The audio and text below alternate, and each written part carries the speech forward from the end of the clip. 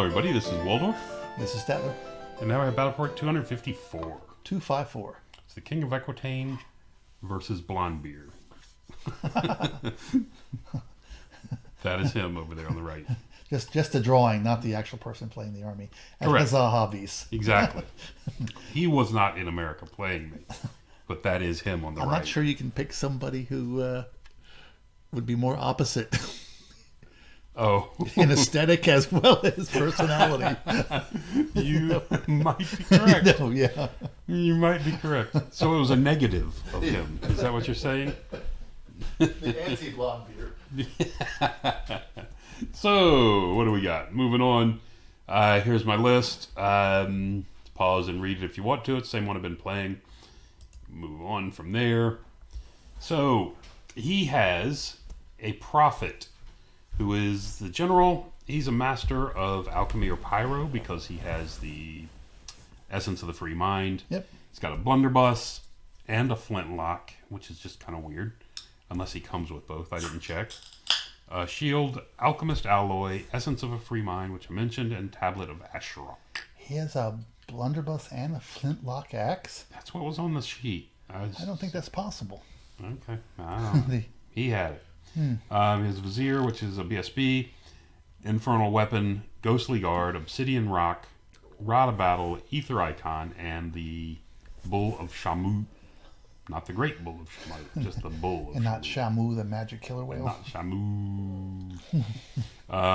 But with the Obsidian Rock and the Ether Icon, he's got a 3-up MR3. Yep. Well, that guy, Which is pretty good. wherever he wants to be. Okay. Right. Wants to keep his bull alive. 23 Infernal Guard with Infernal Warriors with a musician, blunderbuss, and shields. 20 Citadel Guards, Okay. full command, flintlock axe, and a rending banner. I've seen a lot of blunderbusses of late. They're back to strength 5 AP 0. And then it's something, if you have so many ranks, they each hit counts as 2. Yeah. It's kind of weird. Anyway, Infernal Engine with shrapnel guns, the tank or train or whatever people call it now. 5 Torok Anointed with musician, standard, and paired weapons, which means they're only strength 5. Yes. We had a discussion about that, and I said I prefer the strength 6, but we'll see what he wants to do. And give him shield, strength 6, and 1 better armor, 1 better strength, 1 less attack. Do they have a halberd option? I think so. Oh no, they have an infernal weapon option. Oh, that's what it was. The other yeah, option, it's one way or not. It's which is a halberd. Mm-hmm. Yeah, so you're getting 1 strength, you're getting 1 better armor, but you're losing an attack and you're losing the ability to just blow through. Well, especially when you're playing a big unit like this, which is probably ranking up. Correct, and he is, but you're also losing the ability to deal with parry, where this one ignores it. 28 Disciples of Lugar, musician, standard, and a rending banner, and 5 regular Toroks with musician and paired weapons. There you go. And an armored giant. Is that a movie? It is. So we're going to be playing Counter Thrust and the rarely seen King of the Hill scenario. Okay. Again, map pack. Forest, impassable, water feature, hill, couple fences, impassable back here on the bottom right, and a field on the bottom left. We're playing Counter Thrust where you place a unit off and on, so I don't think they're not deployed yet. He was just sitting there. So this is after deployment and after Vanguard. Okay. So you can see his giant hiding here in the woods. These are his Disciples of Lugar. These are the Blunderbuss guys. No, they're up front. Glaive Guard guys, and there's Blunderbuss guys over Yeah. here. Or maybe the opposite. I don't know. Yes, Anyway. those are the blunderbusses. I recognize those models. Yeah, but he may have been playing them different. Oh, okay. I can't tell you right now. Shrapnel gun, engine, and Torok Anointed, and the little Toroks. Oh, we got new ones. He remounted the other ones. That's nice. Okay. Or for a while, there was like multiple. He was using the small guys and multiples on the big base. Correct. Yeah. And you can see my... Oh, he's using the goose stepping guys. He is. The guys that have no knees. The guys without knees. Yeah. You can't see it, but here on the far right is my Peg Knight unit. Okay. We went 3 off, and then he dropped everything. Okay. And again, I saw this is where the multi-wound stuff was, so I thought I'd get over here and try to keep the hill between me and the gun is what I was going for with this deployment. I may have been better served just to put it over here and just try to sweep this way instead of sweeping from the right. This is the token that I have to keep him away from. Mm-hmm. And this is the token that I have to gain. Okay. I have to get in this terrain feature at the end of the game to get my objective and keep him out of this swamp. And why are both of them on his side of the table? You can place them in any terrain feature that's not wholly in your deployment zone. Mm-hmm. And we had a discussion, and from the discussion we had, we didn't think you could choose fences. Because the way the rule reads, it says you have to be in the terrain to claim it. Fences are linear. And I was like, how are you going to be in a, his point was, how can you be in a fence? And I seem to remember you can do fences. But since the game was over, I looked it up, and it's not really clear in the book. Mm-hmm. In the book, it says you have to be in it. Yeah. In the terrain feature, and I don't see how you can be in a fence. Right. No, I would agree. But then when I looked at the Q&A forum, I saw that somebody had posted that question already, and they said that if you're on the fence, that counts. Okay. Not defending it, you have to be on it. So that's the answer. So you can claim a fence as an objective, but at this point we didn't know it. So based on that, my choices, all these 2 terrain pieces are in my zone. Right, and you can't go in an impassable anyway. So my choices were the hill, this, or the forest. I see. And I had to choose first. And you're choosing before deployment. So I picked this with the idea that I'd come up behind the hill and jump over onto it and push him off of it. Right. And he chose this one just to make me go after it. Yeah. So anyway, and my thing is I'm going to be going forward.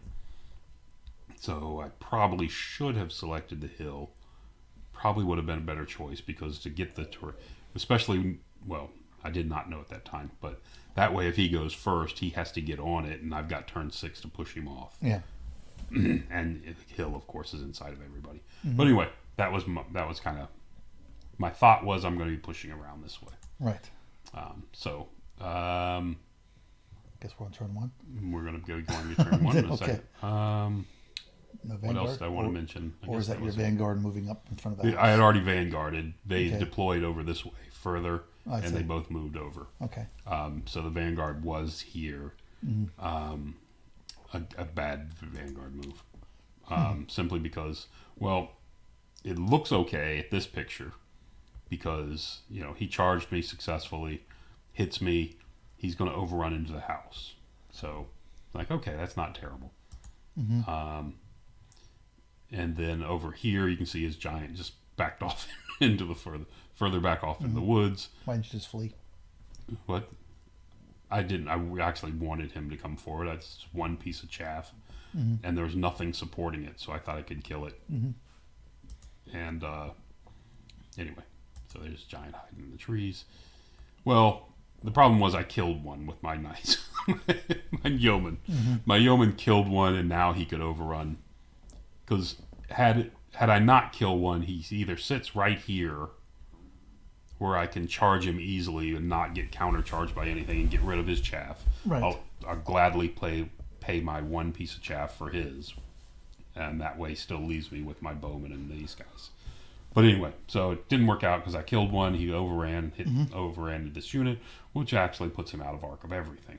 Okay. So it turns out to be a terrible move. I also could have just angled it more, so even if I did kill one, he still hits the building. Yeah. So goes down as a bad move on bad play on my part. Okay. The Peg Knights are, of course, out of range, out of arc as well. Yep. So that's the end of his turn. And this big guy comes forward and just sits in the middle of the field and starts yelling at everybody. So my turn. Grail Knights both come forward. They're going to get within 18 of this giant, which leaves him at 11-inch charge, but leaves me with a 10. I remember that large terrain feature being in the middle of the table. It's impassable. It's a spell he has. It's a ziggurat. They can cast a ziggurat. Yeah. So I want to come forward. So the Peg Knights come forward. The Mounted Yeomen also come forward to block this thing from getting to me. His engine. And you can see my unit over here just redeploys, turns a bit to the side. Right. The Knight's Aspirant over here turned to face into there. Face. Okay. Not sure why I went wide, knowing he's only one deep. So not real sure. I mean, no matter what, I can get 4 on him, I guess, if I go wide instead of 3. But anyway, so I did that. And we go on to his turn 2. And my bows are just shooting at this unit of disciples. You can see I've killed like 4. Yeah, they're not the most armored guys in the world. No, they have no armor and a 5-up ward. So my idea is to pluck them down and be able to dash one of these units of Grail Knights into the terrain. Right. Near the end of the game or whatever. And I don't know why I bothered, but I had extra dice, so I put the Entwining Roots on that unit. Yeah, why not? Druidism suffers from a huge lack of range. Yep. It's just terrible. Terrain features help that in some cases, Yeah. but not always. It's also it's all about your own army. So again, he's happy just to keep backing up over here, keep opening up the distance between me and him. Yep.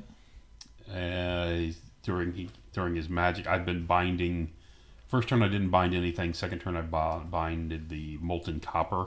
You bound? Binded. Bound the Molten Copper spell. He still got a spell off. I forget which one it was. One of the alchemy spells. He chose alchemy, by the way, of course. Gets an alchemy spell off, and it might have been Lash or something, and hits the BSB for a wound. Gets corruption. Gets corruption of 10 off on my Knights of the Realm. Yeah, you could have done without that. No, it's a permanent thing. I'm not happy about it. Yep. And then the shrapnel gun opens up and kills 2 of my pegs. What is that, like, spot in the middle? This? Yeah. I think I think this is his arc of his ability. Because he's got a clear one. Yeah. And I think he might be tossing it down just right there and getting ready to slide it up against me or something. So I'm not real sure, but I'm pretty sure that's what it is. It looks neat in the photo. And of course the whichever unit this is, the blunderbuss unit or whatever, shoots off 4 of my 5 guys, but my last one is within 12 and sticks around. Okay. The Torok back off a bit, sit back behind the hill. Torok anointed. And that's where it's going to be going into my turn 2. Okay. My turn 2. I've got a 10-inch. I need to roll a 10 to get this unit into here, into the machine. So I'm going to take the chance. He does not. I made him look it up and made him search, because if this thing causes fear, my general has a plus 2-inch charge. Right. So it makes it an 8 to get in. But he doesn't cause fear in any way, which is annoying. So anyway, so we're going to try the 10-inch charge because, again, at this range, I've still got my chaff and nothing's going to really counter me. And I also need to charge to get him out of the way to get extra aspirant or 2 in here. Okay. Into this fight. And the aspirants, of course, are coming into the flank to clean that up. They make it in. The Peg Knights fail. Come forward a bit. And this Knight unit moves forward a bit itself. And you can see the Grail Knights both come forward. Over on the left-hand side, these guys are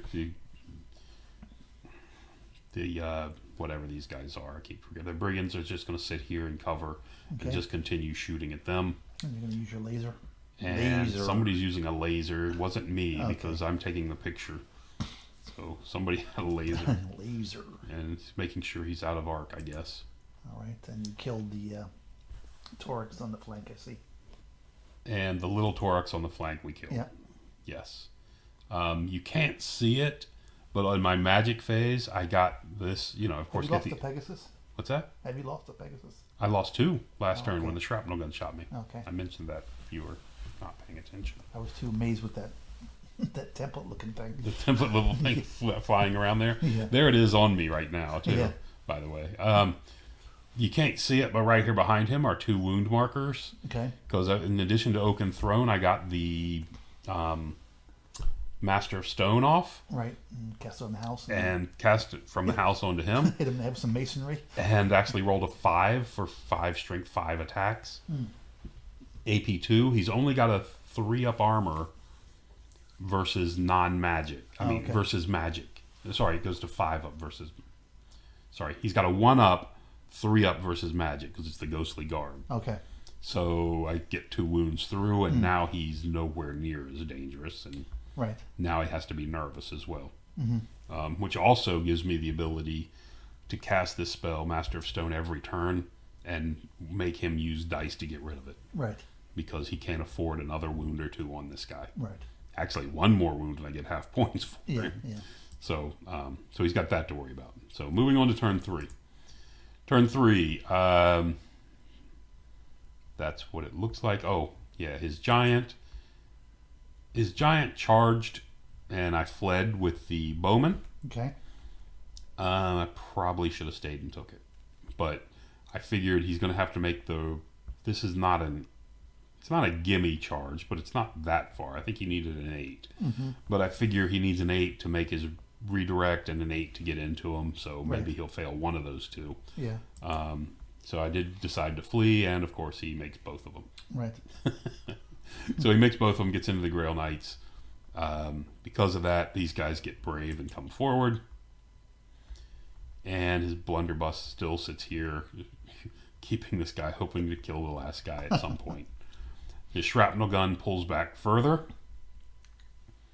to keep the distance open between these 2. Okay. Can you see his Torok? Strangely enough, I can, and he did not notice. Okay. What happened was, he was out of my arc Mm-hmm. on the previous turn. I Right. failed the charge and came forward some, Yeah. and he did not notice that he was now within, Yeah. that they Okay. can now see him. So we have that. There's this guy with his 2 wounds, flies off to get a little range. Yeah. He's still within 18 of this building, though. He was just looking for a nice soft spot to land, but and he is our MR3, so that spell needs a 6 or a 6 to go off, 5 if the Oaken Throne is up. Yeah. But that's still only an 8, so I can throw 3 dice at it, and Yeah. he'll make sure to get rid of it. Anyway, so that's where we have that. And Somebody zap some more Pegasus. his shrapnel gun opens up again and kills 2 more. We actually found out later, because I was like, wow, that thing is really fantastic. Because he's hitting me at range and skirmish, hard target. Right. I'm like, wow, that thing is really tearing me up. He's like, well, it is ballistic skill 3 and blah, blah, blah, blah. And I was like, yeah, but most things that have quick to fire aren't ballistic skill 3. They're only 4s. So blah, blah, blah, blah. And found out later it is ballistic skill 4. Okay. So it was hitting me a little too much, so I should have had probably Well, I think 1 that's or the 2. thing is, it was ballistic skill 3, which means it hits on 4. Sorry, aim 3. He was probably getting the 2 confused. Instead of 4, it was aim. Yeah. It was aim 4, not aim 3. But whatever. So shoots off to another 2 of these guys. So the giant smashes kills 2 Grail Knights and the other one packing. Okay. Did you hurt him at all? No. He's not hurt at all, which is good because he doesn't have as many attacks. There is that. I did go first. I was like, please don't hurt him. Please don't hurt him. And he still crushed me. with his 5 attacks. I think they all 5 hit, and they all 5 wounded, if I recall. But anyway, so there we have that going into my turn. My turn, bottom of turn 3. Bottom of turn 3. So this is an 11-inch charge. I'm like, okay, let's go for it. Yep. If I get in there, that's going to end this whole nonsense. Over here, which you mentioned, they see, straight down that line. He sees right into the corner. And because you go closest to closest, not sight line, it's only a 6-inch charge. Would have been a 5 if you had another Pegasus. If I had another Pegasus, it would have been maybe even a 4. So we take that charge. And here, needing an 8 to get in, the Grail Knights into this unit. I can't beat this unit. Which way is it facing? It's facing me. It's facing the giant. Okay. So it's facing me, so I'm going to be charging the front of it on an 8. But it's a Swift Stride 8, so that's about a 50-50 chance, I think. Maybe a little bit better. Right. But my idea is charging it. I don't think I'm going to lose. Right. It's the first round. And he has 3 magic missile spells. Yeah. He's got the Silver Spike, Molten Copper, and Quicksilver Lash. So if I get into it, he's down to 1 spell that he can cast, which I can stop every turn. And because of the way these guys are placed, if I get into it, I can do it in a way that they can't counter me. Right. At least for a turn. So anyway, so I think I keep him for 2 magic phase, keep him tied up, which is fantastic for me. So so we've got that. So he didn't make it in, but the Pegasus did. So the Peg Knights make it in. Both this big unit of Knights of the Realm fail. They need an 11. I mean, I think it was 11. So you said 11, yeah. And these guys over here failed their 8. Okay. So very disappointed with that whole nonsense. Grail Knight rallied, but you're... Grail Knight rallies. The Brigands don't, even though I rallied the Grail Knight first, so they could rally on an 8. Yep. And they fail. The other unit of Brigands moves forward to get out of arc of this unit. You can still shoot the other one?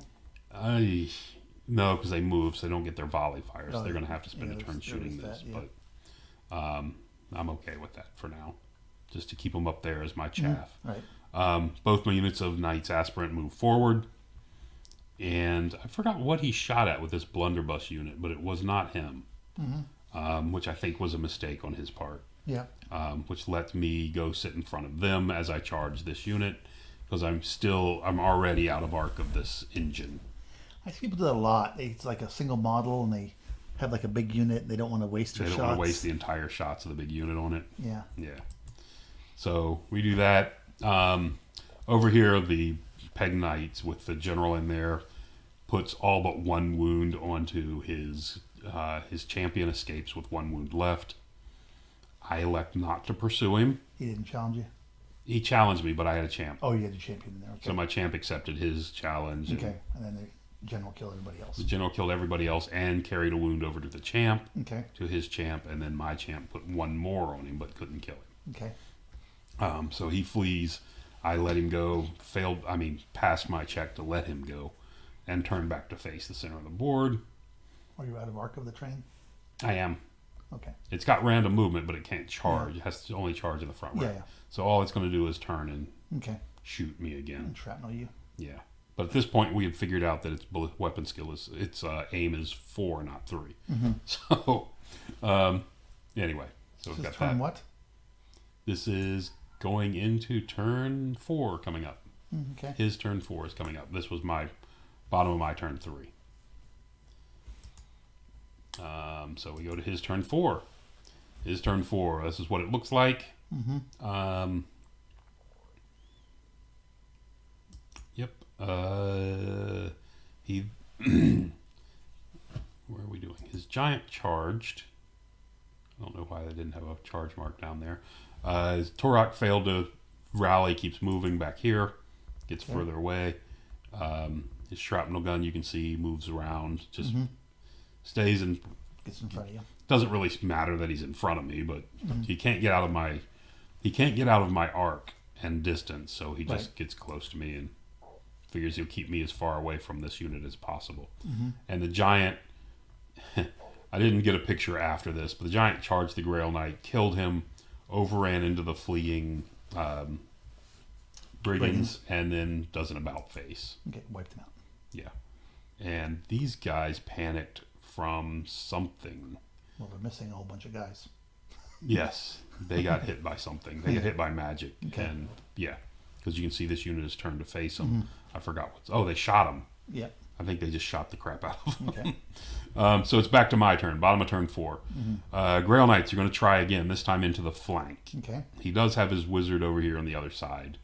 And unfortunately, the giant is facing back this way. Right. But the magic's just, like I said, those alchemy spells are... Yep. I'm out of binding scrolls at this point, Yep. so... You're actually holding up reasonably well, considering. Yeah. So I decided these guys are going to go in. The same reason. He's also left the disciples and his Shamut both out of counter arc. Okay. But he's got the giant, so the giant's going to come in. Okay. So they're going to do that over here. So we start with this. So the Knights Aspirant decide to charge. They're going to charge into here. I kind of wish he would have killed this guy. Now it causes me problems. You can just charge the train. So what happens is, I could. Well, I don't want to charge the train because I charge the train.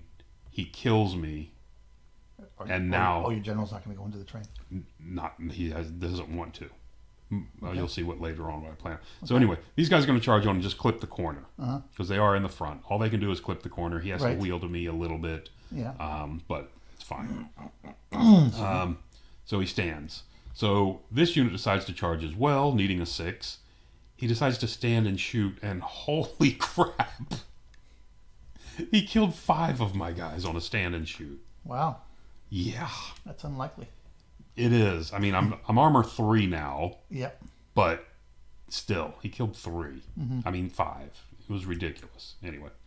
So then, here comes a lot of arrows. So the Peg Knights now charge into the flank. Okay.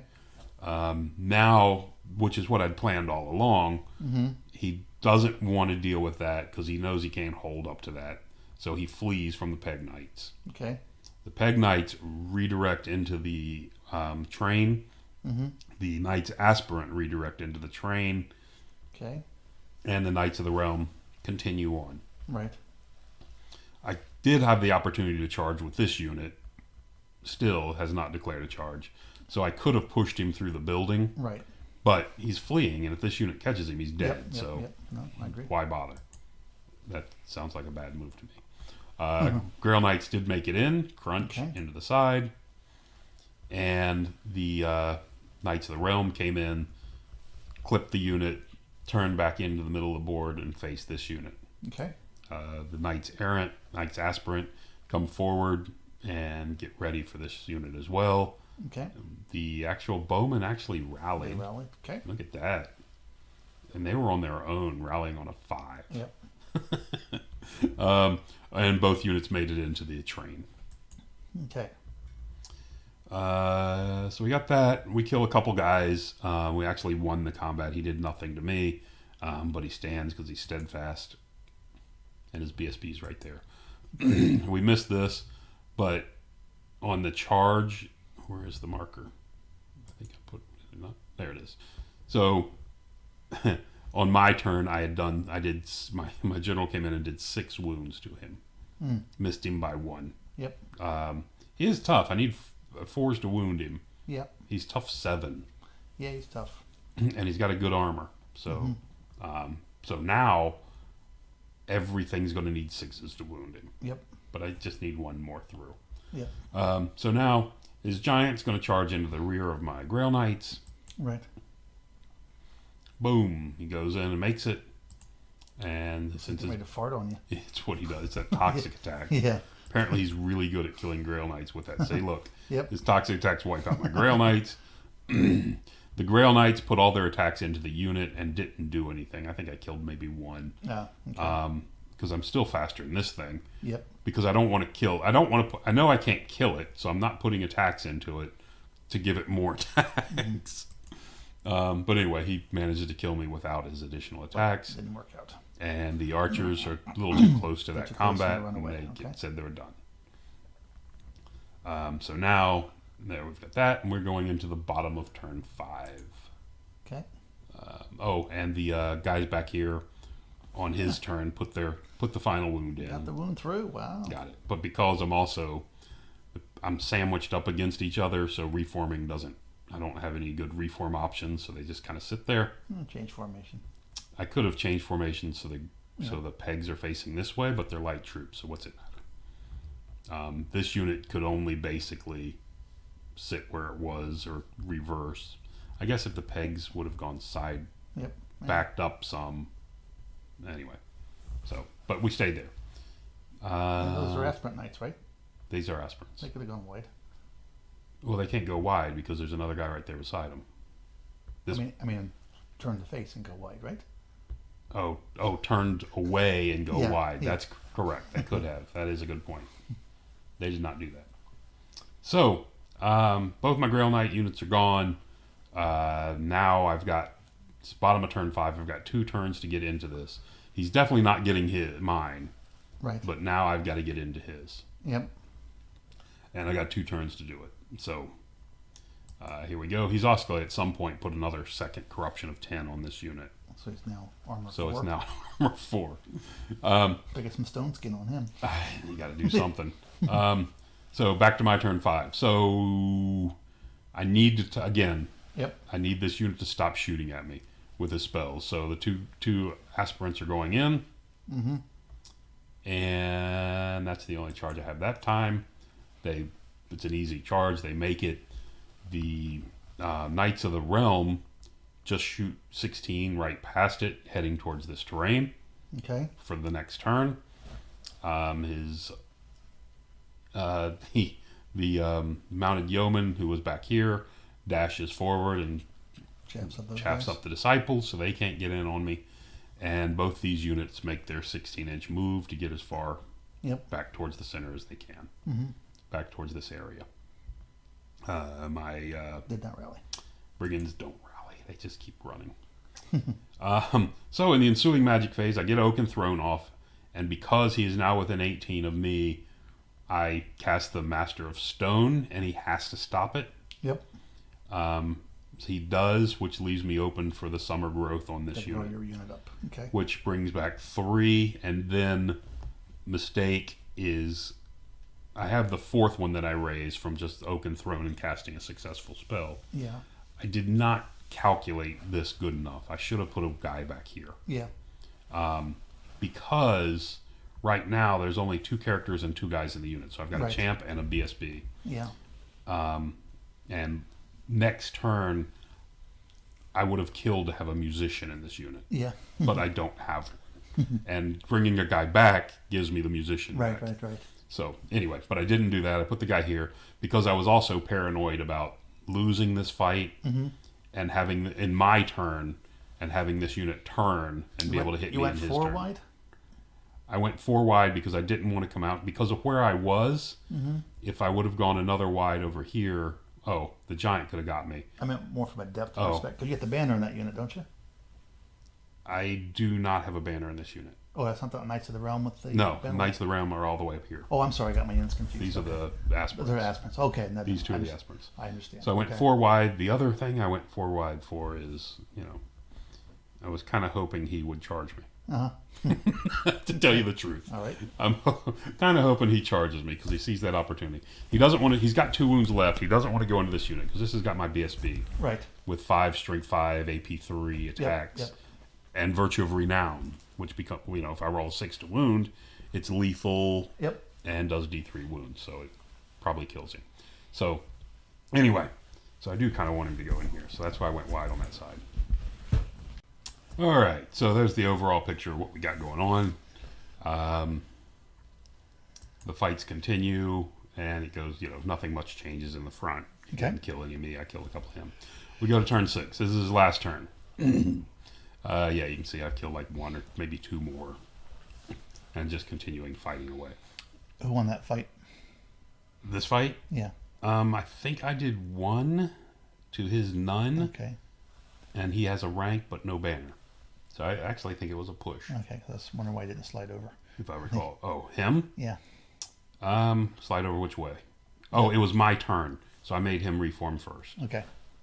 So if he would have slid this way, I would have slid back to keep the giant out. Yeah, yeah. Because I don't want the giant in there. So anyway, there's what we have. Now he's got his last turn, and he's got to keep this unit out of the woods. Okay. And his bull cannot do it because he can't fight this unit. Okay.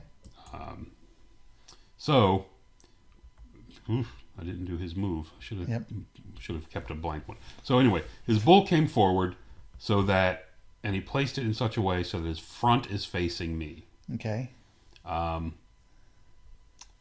can wheel and barely clip. Actually, I can't wheel past this unit. Okay. But I can charge this unit. Okay. Or you can send your character into the Shamu if you want to. Right. Okay. So what I end up doing is and the Shamu does cause fear. Mm-hmm. So this my general declares an 8-inch charge into the side of the Shamu. Okay. The BSB decides to go with him. Okay. And this unit of Knights Aspirant have a rerollable 10 to get into this unit and into the woods. Mm-hmm. Again, had I have my BSB, had I had a musician in this unit, they just merely they reform, walk 8 inches around, and clip the corner back here. Yeah. But or reform and just walk over and clip that corner. Right. But we don't have it, so this is the answer we're going with. And moving forward. And those guys are fearless, so they can't run. They're fearless. And they don't want to. These guys, yeah. And they don't want to run. Oh, that's right, correct. Yeah. Because they charge them with those guys. Well, yeah. So they charge them, hit them, smack them. The general failed his 8 and didn't make it in. So he had charged out of the unit alone. Oh, you didn't send the whole unit in. Okay. No, because it would have been a 10 if I sent the unit. He gets +2 to charge if he's by himself. Oh yeah. So, or with other Grail Knights. Right. Questing Knights. Right. So the Peg Knight comes over and sits in front of the Giant just because he can. It's the last turn. Yeah. And he can't get charged. So we smash into this unit. General fails his charge. He comes forward. At this point, we've already done this fight, and I won, but he held. He's still steadfast. Okay. Actually, no, I guess we didn't. Now we did this fight, and he still hangs in there. Yep. I got Stone Skin off on my BSB. Okay. Who's fighting the Great Bull of Shamu. And I got the Entwining Roots off on this unit. Okay. Of Disciples to bring their weapon skill down. Okay. So we have that. And so we smash these. We kill 1, 2, 3, 4. It looks like 5 of them. But he's got 3, 4, 5 left. Right. But so we win the combat. He kills 3 of me. We win the combat. He does not break because he's unbreakable. Right. Just sits there. But I am in the forest now. You're in the forest. Yep. This fight's kind of a push. Doesn't matter. I think I lost a couple guys. And my I did total. I've got 4 there now, I think.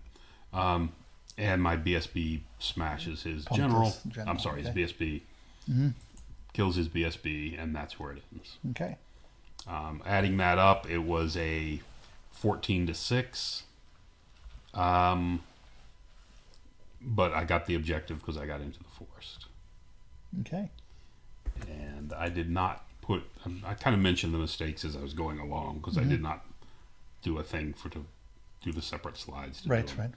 But I think the biggest mistake was on that one turn where I had the 11-inch charge into the flank of the blunderbuss. That was a dumb charge. I should have just moved up 10 inches and guaranteed my next charge. Yep. I could have moved up even 12, and that way when I charged, he couldn't have been within range to shoot me. Yep. So anyway, it was a bad choice. It would have, of course, ended the game a turn earlier had they made it. Yeah. But on an 11, that's not really worth that. That was a dumb move. So yeah, that was the biggest thing I did. And then the other thing was, of course, with the chaff on turn 1, not handling them properly. To get rid of his chaff, or maybe even just fleeing. But if I didn't want to flee because it would have left him up back there in his zone, and if I go hit him, he can counter me. So anyway, which maybe wouldn't have been a bad thing because I counter him with some trash. he Right. kills me and I blow him out with the pegs. Yeah. But one way or another, it came up to a good win. A good curb stomping. It was a like I said, a good win. So victory against the anti-blonde beer. Exactly. And I'm coming for you, blonde beer. I'm not sure when, but I'm coming for you. All right. And that's going to do it for now. Thanks for listening. Until next time.